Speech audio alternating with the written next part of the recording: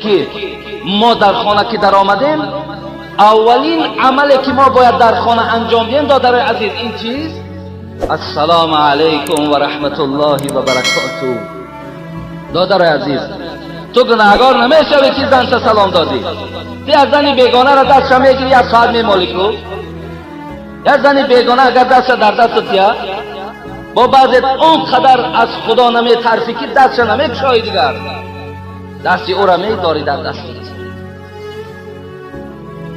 حالان که در هر لحظه او در داشتن او تو مسئولیت تو یک گناهگاری در پیش خدا داری که تو دست یک زن نامحرم در دست داشتی و تو را میفارد دست مالیدن، تو را خواهی شد سلام کردنی بازم باشد.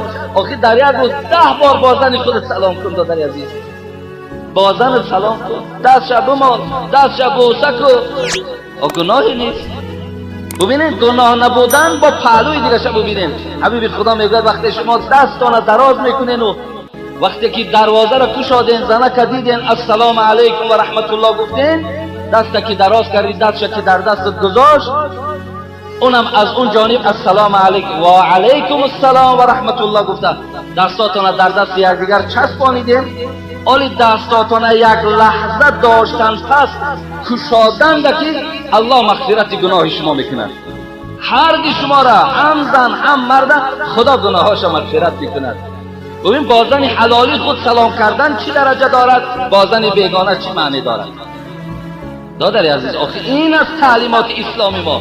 با توانی اگر اولی شما کینا را هم از کینا تماشا میکنید، من گاه خودم نگاه میکنم وقتی که نگاه میکنید در مردم روس وقتی که خانه می درآیند دیدن یک دسته گل در پشتش پنهان میکنن، در پشتش پنهان است و مقصد دروازه را همون زواناکش میجتن. وقتی که زواناک زیر کده میشود دروازه کشاده میشود مثال زنکش میبراید خیلی اما با زبان خودش خوشامدیش میکند.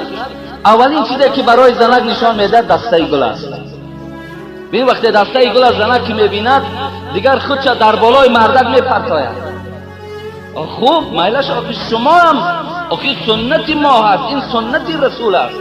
شما هم یک دسته گل گرفته برای شما هم یک خوشبویی را گرفته برده مثال سلام که کردی از کیسه که دوباره یک خوشبویی را در دستش بده. آخه همون خوشبویی را که استفاده برد با کجا میرود؟ با پیش خودت میاد.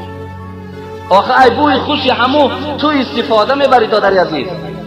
همون یک خوشبویی نمیشه یک سامانه دو سامانه آخرش 5 سامانه، لیکن دل برداریش میدانید چقدر معنی بلند داره. این است آن چیزی که خدا از ما میخواهد. رسول از به نام پروردگار چیزی از خودم زم نمیکنم، چیزی از خودم در این بین نمیدارم. آن چیزی که میگویم برای شما سخن خدا و سخن رسول است. برای من شما در زندگیتون مهر چقدر